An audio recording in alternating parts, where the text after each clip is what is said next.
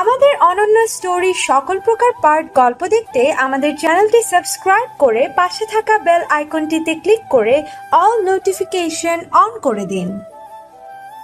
Hey beautiful girls, what's up? বান্দাকে আবির রায়হান বলে, নাম তো শোনা হি হোগা। আহানার বান্ধবী গদগদ হয়ে বলল, ইয়া শিওর, শুনেছি তো অবশ্যই। আহানাকে আপনার কথাই জিজ্ঞেস করছিলাম মাত্রই। বসুন না ভাইয়া। আবির আহত হওয়ার ভঙ্গিতে বলল, দিলে তো আমাকে অসুস্থ করে। মানে? আবির চেয়ার টান আয়েশ করে বসে পড়ল, মানে আমার এই ভাইয়াটাকে ম্যাসিভ অ্যালার্জি আছে, একেবারে মারাত্মক অসুস্থ হয়ে যায়, আমি নিঃশ্বাস নিতে পারি না আমি। আহানার বান্ধবী ন্যাকামি করে বলল, ও সো সরি। তাহলে এখন আপনার এনার্জির অ্যান্টিডোট কি হবে? আবির টেবিলে হাত রেখে মেয়েদের দিকে হালকা এগিয়ে গিয়ে ফ্ল্যাটিংয়ের আন্দাজে বলল, আছে তো, তোমাদের এই সুন্দর মাধুর্য ভরা কণ্ঠে শুধু একবার ডার্লিং বলে ডাকো, ব্যাস এতেই আমার অ্যালার্জি উল্টো পায়ে দৌড়বে। মেয়েগুলো হেসে দিয়ে বলল, আপনি সত্যি অনেক ফানি। তা এমন অ্যান্টিডোট আরও কতজনের কাছ থেকে নিয়েছেন শুনি? আবির মহান ব্যক্তিত্বের মতো করে বলল, আমার তো জীবনের একটাই মোটো, সবার মাঝে ভালোবাসা বিলিয়ে যাও। দুনিয়াতে কি নিয়ে এসেছিলে আর কি নিয়ে যাবে, খালি হাতে এসেছিলে আর খালি হাতেই যেতে হবে। তাই তো যত পারো প্রেম নিবেদন করে যাও। যেমন আমি নিজেকে জনকল্যাণে উৎসর্গ করে দিয়েছি, নিজের কথা না ভেবে রাত দিন প্রেম বিতরণ করে নারী জাতির মাঝে খুশির বর্ষণ করে যাচ্ছি।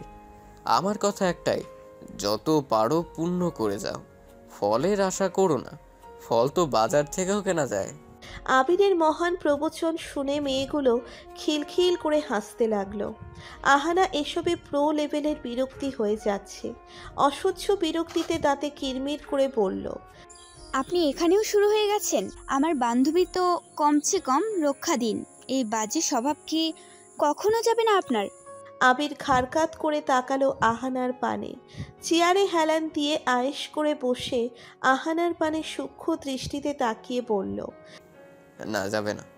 আবির বাঁকা হেসে গেয়ে উঠল, কথা হবে, দেখা হবে, প্রেমে প্রেমে মেলা হবে, কাছে আসা আসি আর হবে না, চোখে চোখে কথা হবে, ঠোঁটে ঠোঁটে নাড়া দেবে, ভালোবাসা বাসি আর হবে না, শত রাতে জাগা হবে, থালে ভাত জমা রবে, খাওয়া দাওয়া কিছু মজা হবে না, হুট করে ফিরে এসে লুট করে নিয়ে যাবে, এই মন ভেঙে যাবে জানো না, আমার এই বাজে স্বভাব কোনোদিন যাবে না, আমার এই বাজে স্বভাব কোনোদিন যাবে না, ভুলভাল ভালোবাসি কান্নায় কাছে আসি, ঘৃণা হয়ে চলে যাই থাকি না, কথা বলি একা একা সেদে শেখে ছ্যাঁকা, কেন আবার গাল দাও বুঝি না, খুব কালো কোনো কোণে গান শোনাবো গোপনে, দেখো যেন আর কেউ শোনে না, গান গেয়ে চলে যাব, বদনাম হয়ে যাব, সুনাম তোমার হয় হোক না, আমার এই বাজে স্বভাব কোনোদিন যাবে না, আমার এই বাজে স্বভাব কোনোদিন যাবে না, যদি তুমি ভালোবাসো ভালো করে ভেসে এসো, খেলে ধরা কোনোখানে রবে না, আমি ছুঁয়ে দিলে পরে অকালেই যাবে ঝরে, গলে যাবে যে বরফ গলে না, আমি গলা বেঁচে খাবো, কানের আশেপাশে রাবো, ঠোঁটে ঠোঁটে রেখে কথা হবে না, কারো একদিন হব, কারো এক রাত হব, এর বেশি কারো রুচি হবে না, আমার এই বাজে স্বভাব কোনোদিন যাবে না, আমার এই বাজে স্বভাব কোনোদিন যাবে না। দুজনের তীক্ষ্ণ দৃষ্টি তুখর, যেন চোখে চোখেই ওয়ার্ল্ড ওয়ার চলছে। আহানার নজরে ঘৃণার বহিঃপ্রকাশ স্পষ্ট হলেও আবিরের দৃষ্টি রহস্যময়। যার স্পষ্ট রূপ শুধু তার মাঝেই আবদ্ধ। আপাতত সে আহানার ঘৃণিত দৃষ্টির আনন্দ নিচ্ছে। গান শুনে হাতের করতালিতে দৃষ্টি পরিবর্তন হলো। আবির হাসি মুখে মেয়েদের দিকে তাকিয়ে বলল, okay girls, see you later, love you. দুয়া মে না হলেও ও মে ইয়াদ রাখতা। Bye girls. সানগ্লাস চোখে দিয়ে শীষ বাজাতে বাজাতে চলে গেল আবির। রাগ আর কষ্টে আবারও তিক্ত হয়ে গেল আহানার মন। দুনিয়াতে সে এই লোকটাকে সবচেয়ে ঘৃণা। হ্যাঁ, ঘৃণাই করে, আর কিচ্ছু না। আর কিছু থাকলেও তা ঘৃণার ওপরে ভারী হতে দিব না আমি। আবিরও যেতে যেতে মনে মনে বলল, আমি সেটা কখনো হতে দিব না। এই ঘৃণার সম্পর্ক যে আমার কাছে সবচেয়ে স্পেশাল, এটাকে সবার মতো সাধারণ হতে দিব না। তুই শুধু ঘৃণা করবি আমাকে, হয়ে ছাড়া আর কোনো অনুভূতির অধিকার নেই তোর। আমি তোকে সেই অনুমতি দিবই না। রোজকার সময় অনুযায়ী আদিত্যের ভ্যানের দিকে যাচ্ছিল নূর। হঠাৎ নজর গেল তার পাশের শুটিংয়ের স্থানে। না চাইতেও কদম চলা বন্ধ হয়ে গেল তার। গানের শুটিং করছে আদিত্য। সাদা শার্ট প্যান্ট তার পরনে। শার্টের সব বোতাম খোলা, হয়তো দর্জি লাগাতে ভুলে গেছে। ব্যাকগ্রাউন্ডে মিউজিক চলছে। সেই তালে তাল মিলিয়ে দুই হাতে ছড়িয়ে স্টাইল নিয়ে হেঁটে আসছে আদিত্য। সামনে বিশাল বিশাল দুটো স্ট্যান্ড ফ্যানের তীব্র বাতাসে শার্টের দুই পার্ট উড়িয়ে দিয়ে সম্মুখ ভাগ পুরো খোলা ময়দানে পরিণত হলো। ফর্সা সুঠাম দেহটা এবার দৃশ্যমান। নূরের চোখের দৃষ্টি আকর্ষিত করছে আদিত্যের এই চার্ম। চেয়েও দৃষ্টি সরাতে পারছে না সে। যেন দৃষ্টি তার চরম অবাধ্য হয়ে গেছে। ঘোর লেগে যাচ্ছে তার। তবে হঠাৎই নূরের চেহারার রং বদলে গেল যখন এই সুদর্শন পুরুষের হাত ধরল অন্য একটা মেয়ে। শুধু হাত ধরে চুপ রইল না, হাত ধরে আদিত্যের সাথে ঘুরে ঘুরে নাচা শুরু করে দিল। মেয়েটা নায়িকা সামাইরা। নূরের ঘোর কেটে গেল ছটকা মেরে। মুগ্ধতা এবার তিক্ততায় রূপ নিল। হঠাৎ কেমন অদ্ভুত অনুভূতি হতে লাগলো নূরের।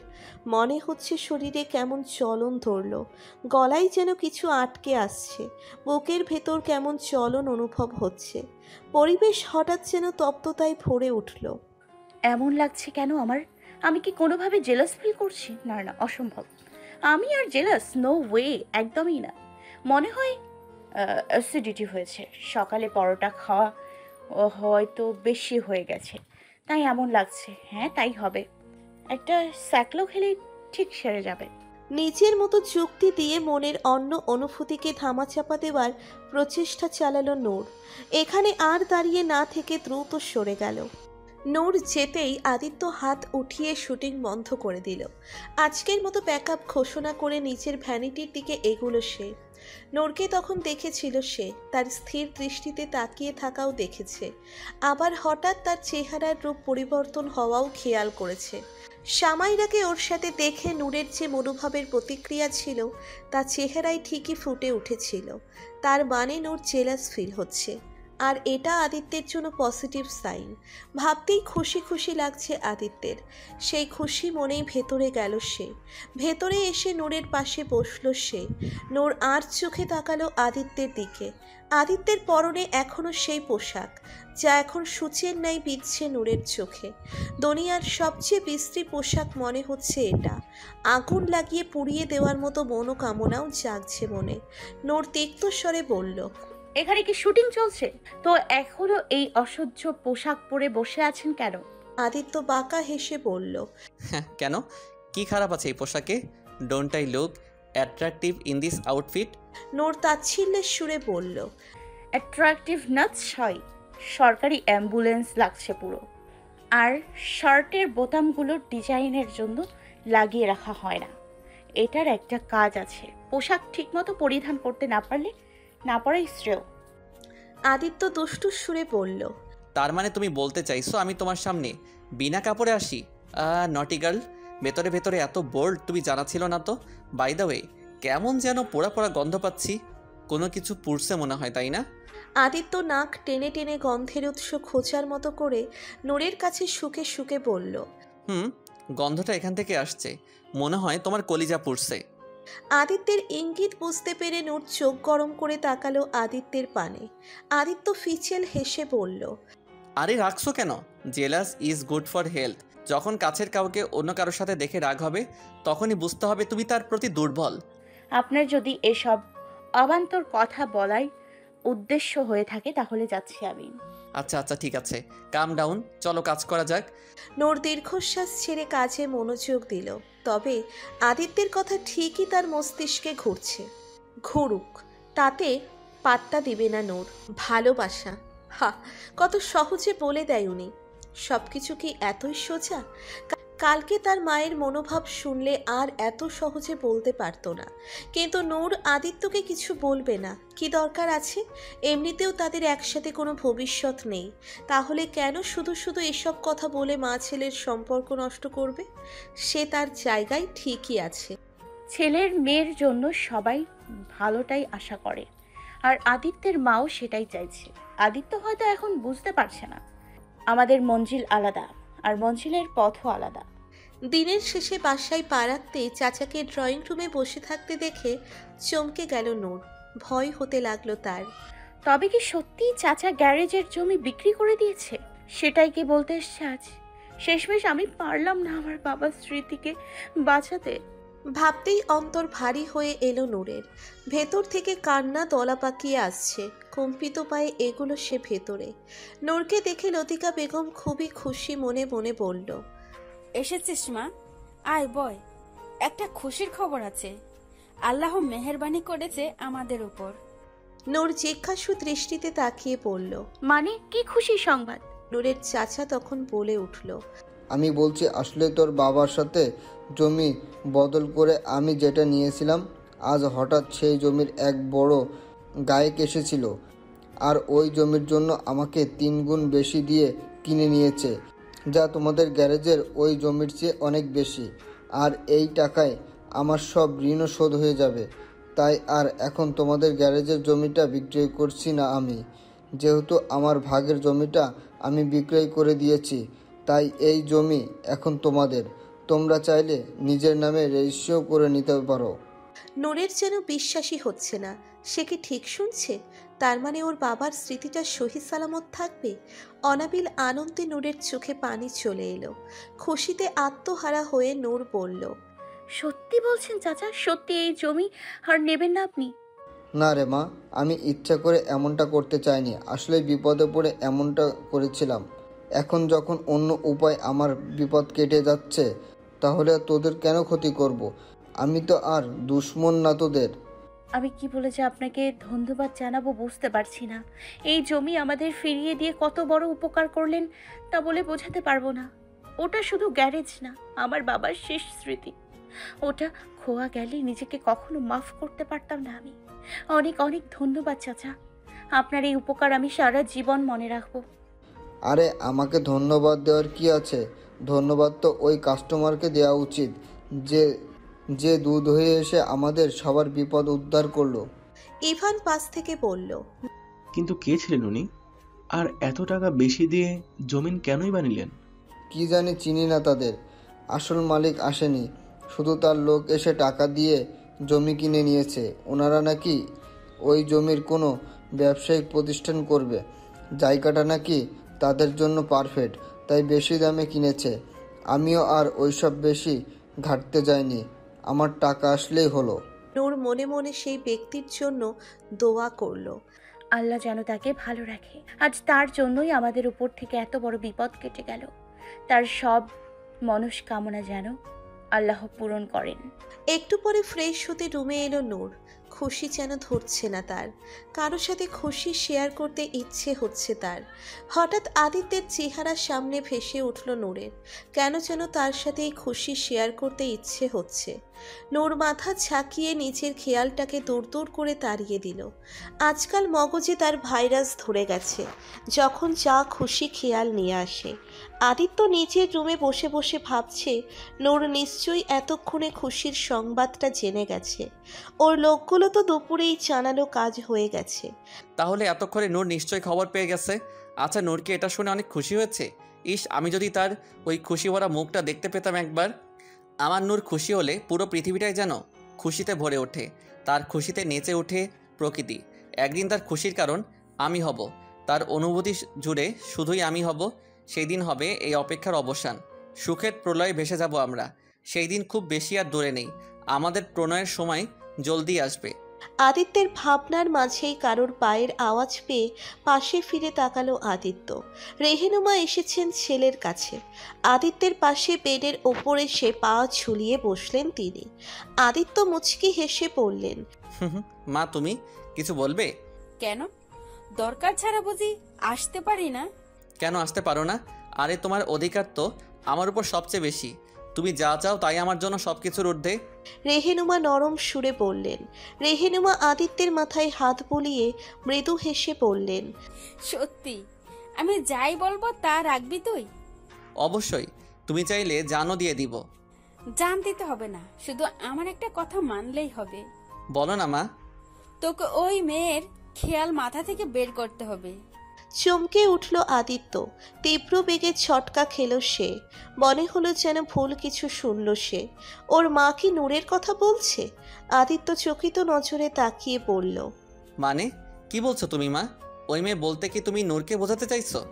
রেহেনুমা গম্ভীর স্বরে বলল, হ্যাঁ, ওই মেয়ের কথাই বলছি। দেখো, এখন হয়তো আমার কথা তোমার কাছে ভালো লাগবে না, মনে হতে পারে আমি তোমার খুশি চাই না, কিন্তু আসলে তা না। মা সব সময় তার সন্তানের মঙ্গলই চায়। তুমি এখন হয়তো বুঝতে পারছো না, তবে পরে ঠিকই বুঝতে পারবে। আমি যা করছি তোমার ভালোর জন্যই করছি। প্রেম আর বিয়ে এক জিনিস না। প্রেম আজ আছে তো কাল ব্রেকআপ হয়ে যাচ্ছে, কিন্তু বিয়ে অন্য জিনিস। এটা সারা জীবনের ব্যাপার। বিয়ে শুধু তোমার সাথে হবে না, সমাজে তাকে এই বংশের বউ হিসেবে জানা যাবে। তাই অনেক ভেবে চিন্তে সিদ্ধান্ত নিতে হয়। এখন ফ্লোতে তোমার ওই মেয়েকে বিয়ে করতে ইচ্ছে হচ্ছে, কিন্তু পরে সারা জীবন তোমার এই সিদ্ধান্তে পস্তাতে হবে, যখন এমন জীবন সঙ্গিনী নিয়ে তোমাকে সমাজে লজ্জিত হতে হবে। জীবন হেল হয়ে যাবে তোমার। আর আমি মা হয়ে তা কিভাবে হতে দিব? ছেলে মেয়ে ভুল করলে মা বাবার দায়িত্ব তাদের সঠিক পথ দেখানো। তাই বলছি, আমার কথা বোঝার চেষ্টা করো। ওই মেয়ে কোনো দিক দিয়েই তোমার আর এই পরিবারের যোগ্য না। বউ হওয়ার তো দূরে থাক, তাকে পুরোপুরি নারী মনে হয় না। আর এমন গন্ডি টাইপ মেয়ে কখনো এবারের বউ হতে পারে না। তাই ওই মেয়ের চিন্তা মাথা থেকে জেরে ফেলো। তোমার হয়তো মনে হতে পারে আমি কোনো সুযোগ দিচ্ছি না তোমাকে, কিন্তু এমন না। সবকিছু জেনো তোমার কথা ভেবে আমি নিজে ওই মেয়ের সাথে দেখা করতে গিয়েছিলাম। ওকে সুযোগ দিয়েছিলাম, বলেছিলাম সে যদি নিজেকে বদলাতে পারে তাহলে আমি মেনে নিব তাকে।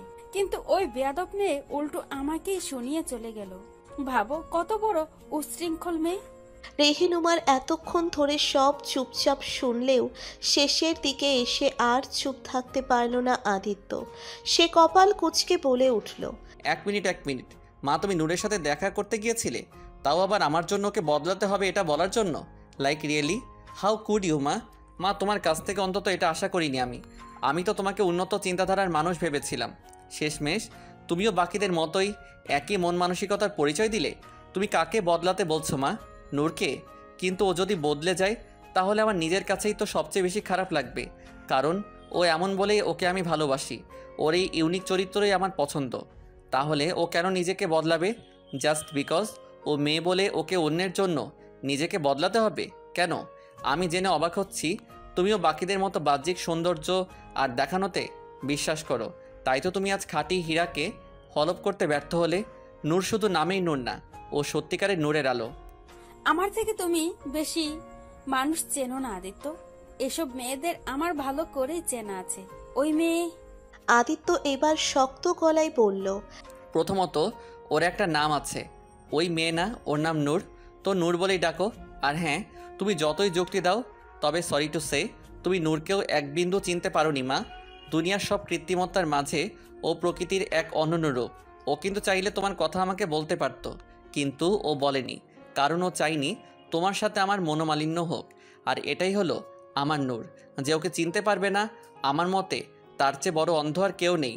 আমি তোমার কোনো কথার কখনো অবাধ্য হইনি মা, তবে তোমার এই কথা আমি মানতে পারবো না। এটা আমার হাতেই নেই।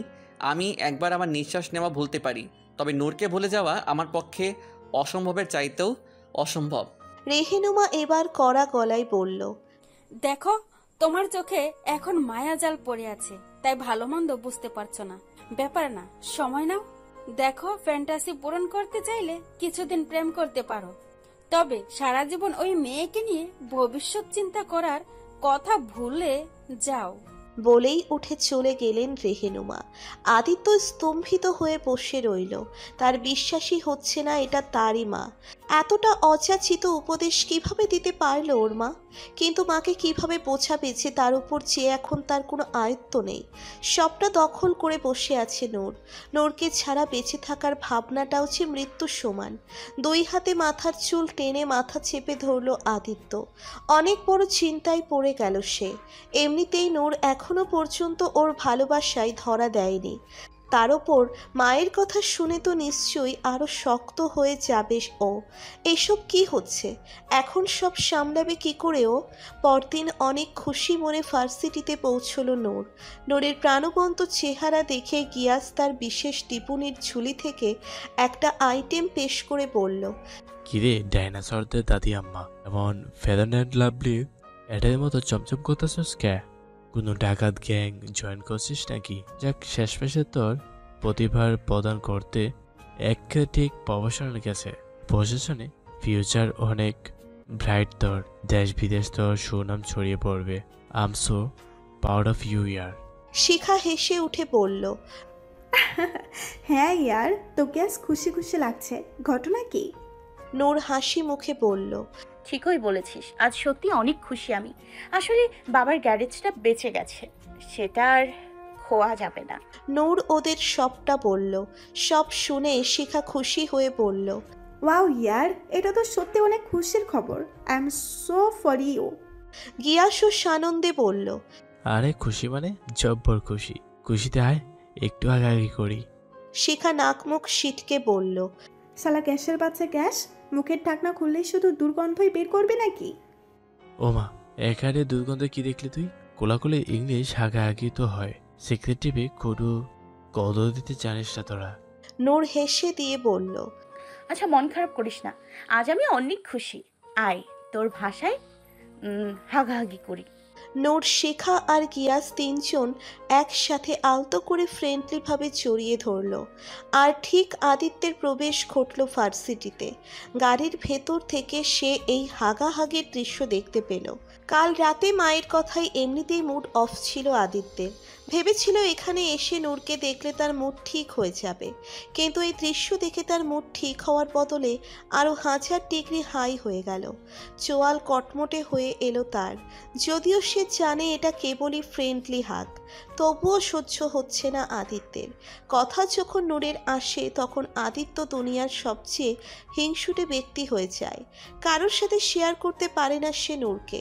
আমার কাছে আসলে তো যেন কাটাপা মামা হয়ে জানুনি, যেন আমি তার সবচেয়ে বড় শত্রু। একটু ভালো করে কথা বলাও তার জন্য দায়ী হয়ে যায়, অথচ বাকি দুনিয়ার সাথে তার কত খাতির। আমি শুধু তার চোখের কাঁটা। মনে মনে ভীষণ রাগ জন্মালো নূরের প্রতি, সাথে রাগের পাহাড় জন্মালো ওই গিয়াসের উপর।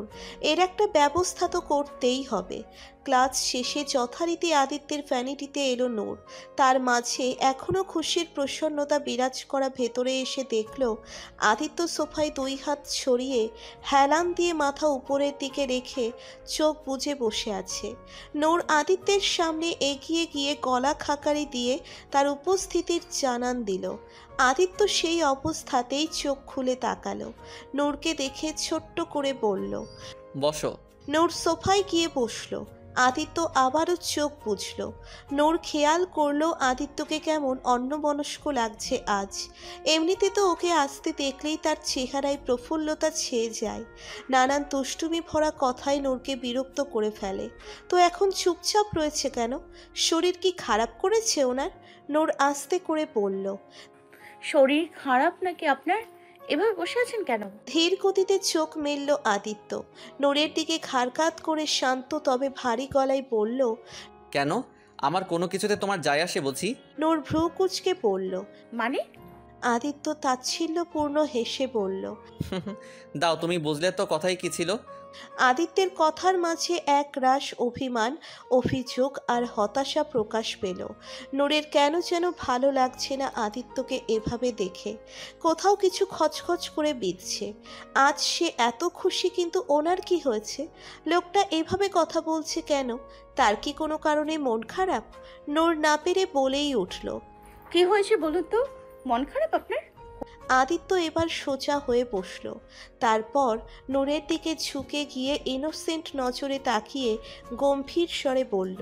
হলেই বা কি করবে, তুমি তো আমার মনটাকে জুতোর নিচে থেতলে ফেলো। তখন কি একবারও মায়া হয় তোমার? তাহলে ভালো মন্দ জেনে কি করবে তুমি? আদিত্যের এভাবে কথা বলা নূরের কেমন সহ্য হচ্ছে না। খারাপ লাগার পাহাড় জমছে যেন, বুকের মাঝে হু হু করছে। নূর জিজ্ঞেস করল। হয়েছে কি আপনার, এভাবে কথা বলছেন কেন? আদিত্য এবার ক্ষিপ্ত হয়ে নূরের দুই বাহু চেপে ধরে নিজের কাছে এনে চোয়াল শক্ত করে বলল। তো কিভাবে বলবো বলো? কিভাবে বললে তুমি বুঝতে পারবে আমার ভেতরের অস্থিরতা? কিভাবে বললে আমার মনের আওয়াজ শুনতে পাবে তুমি? বলো না কিভাবে। দুনিয়ার সবার সাথে তোমার ভাব, শুধু আমার সাথেই যত তোমার তিক্ততা।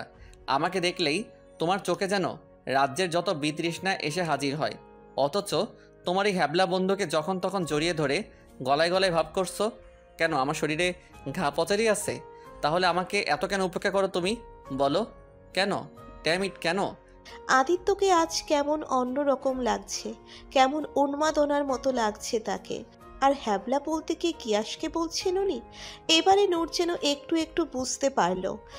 লোকটা হয়তো আমাকে তখন গিয়াসকে হাক করতে দেখেছে, সে কারণেই এমন পাগলামি করছে।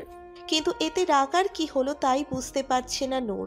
তবে লোকটার এমন অস্থিরতা নূরের ভালো লাগছে না। বুকের মাঝে চিনচিন ব্যথা অনুভব হচ্ছে। ভেতরের সত্তাটা যেন বলছে সে কি কোনোভাবে লোকটাকে শান্ত করতে পারে না। নূরের ভাবনার মাঝেই আদিত্য হঠাৎ নূরের মাথাটা তার বুকের বাম পাশে চেপে ধরে আবেগী কণ্ঠে বলে। জানতে চাইলে শোনো নূর, কান পেতে শোনো। শোনো কি বলে আমার প্রতিটা হৃদস্পন্দন। শুনতে পাচ্ছ হৃৎপিণ্ডের কোলাহল? দেখো কেমন প্রতিটি ক্ষণে তোমার নামের মালা জপছে ওরা। প্রতিটি নিঃশ্বাস শুধু তোমার নামে বের হচ্ছে। হঠাৎ এমন হওয়ায় থমকে গেল নূর। কিন্তু অদ্ভুতভাবে তার কেন যেন এবার রাগ হলো না। আদিত্যের কথা অনুযায়ী সত্যিই সে কান পেতে শুনতে পেল আদিত্যের হৃদস্পন্দন কি সুন্দর সুরে সুরে ধাবিত হচ্ছে, যেন বীণার সুর বাজছে। নূর মোহিত হয়ে যাচ্ছে এই মধুর ধ্বনিতে, হারিয়ে ফেলছে নিজেকে। আদিত্যের হৃদয়ের সুর তার হৃদয় পর্যন্ত পৌঁছে যাচ্ছে। অজান্তেই নূরের হাত দুটো চলে গেল আদিত্যের পিঠে। আলতো হাতে জড়িয়ে ধরে আবেশে লুকালো যেন আদিত্যের বুকে। চোখ বুজে বিমোহিত হয়ে আদিত্যের বুকে লেপ্টে থেকে তার হৃদস্পন্দনের আলোড়ন শুনতে লাগলো। আদিত্যও সুখের আবেশে আরো নিবিড়ভাবে জড়িয়ে নিল নূরকে। হাজার বছরের তৃষ্ণার্ত হৃদয়ে যেন শ্রাবণের ঘোর বর্ষা নামলো। সব রাগ ক্ষোভ মুহূর্তেই গলে পানি হয়ে গেল। প্রিয়তমার আলিঙ্গনে হৃদয় হলো সিক্ত প্রশান্তিময়। মুহূর্তটা এখানেই থেমে যাক। নূর এভাবেই ওর বুকে ঘর করে থাক। আর কোনো চাওয়া নেই আদিত্যের। হঠাৎ দরজায় কড়া পড়ল। ঘোর কাটল নূরের। চোখ খুলে ছিটকে সরে এলো সে। ভীষণ অপ্রস্তুত হয়ে পড়ল সে। কি হয়ে গিয়েছিল আমার? কি করছিলাম আমি এসব? নূর তাকাতে পারছে না আদিত্যের দিকে। অপ্রস্তুত হয়ে এদিক ওদিক তাকাতে লাগলো সে। কেমন যেন লজ্জা ঘিরে ধরল তাকে। আদিত্য যেন পৃথিবীর অষ্টম আশ্চর্যের খোঁজ পেল। তা হলো নূরের লজ্জা রাঙা মুখ। এই মেয়ে লজ্জাও পায়? আদিত্য বাঁকা হেসে নূরের মুখের কাছে ঝুঁকে গিয়ে বলল। ওয়াও, তো মিস নূর লজ্জাও পেতে জানে? এটা তো চমৎকার হয়ে গেল, but I love this also. Noor অপ্রস্তুতভাবে বলল। হোয়াট রাবিশ, এমন কিছুই না। মনে হচ্ছে আজ কোনো কাজ নেই, তাই গেলাম আমি। বলেই তড়িঘড়ি করে উঠে চলে যেতে নিল নূর। কিন্তু পেছন থেকে হাত টেনে ধরল আদিত্য। হাত ধরে বলল। কোথায় যাচ্ছ? ভুলে গেছো আমি না তোমার প্যাসেঞ্জার? তো আমাকে না নিয়ে কোথায় যাচ্ছ? নূর পেছনে না ঘুরেই বলল। কিন্তু আমি তো আজকেই শেষ ট্যাক্সি এনেছি, আজকের পর আর চালাবো না। আদিত্য শুনে খুশি হলো। তার মানে নূর তার গ্যারেজ পেয়ে গেছে। আদিত্য উঠে গিয়ে নূরের পেছনে দাঁড়িয়ে বলল। তো আজকে শেষবার আমাকে তোমার প্যাসেঞ্জার হতে দাও। মাথা ঝাঁকিয়ে হ্যাঁ বোঝালো নূর। দুজন বেরিয়ে গেল। ট্যাক্সিতে পুরো রাস্তা আদিত্য অপলক তাকিয়ে রইল নূরের পানে। সেটা বুঝতে পেরে নূরের কেমন যেন লজ্জা লাগছিল। তাকাতে পারছিল না আদিত্যের পানে। আর নিজের এই অদ্ভুত কাজের জন্য নিজের উপরই বিরক্ত হচ্ছে নূর। ইচ্ছে হচ্ছে নিজের দুই গালে ঠাস করে থাপ্পড় মারতে। আজাইরা হুদাই এমন লজ্জার মতো ন্যাকামো মার্কা জিনিস ওর সাথে কেন হচ্ছে? এভাবেই একসময় গন্তব্যস্থলে পৌঁছে গেল ওরা। আদিত্য নামার একটা চকলেট বের করে নূরের দিকে এগিয়ে দিয়ে বলল, এটা মিশ্রি কিউটি পায়ের জন্য, ওকে দিও প্লিজ। নূর সৌজন্যমূলক হেসে চকলেটটা হাতে নিল।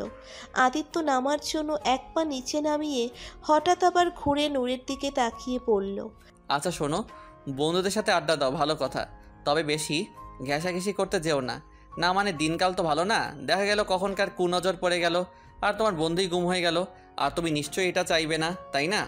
ওকে বাই দেন। বলেই নেমে গেল আদিত্য। আদিত্যের হুমকি বুঝতে বেগ পেতে হলো না নূরকে।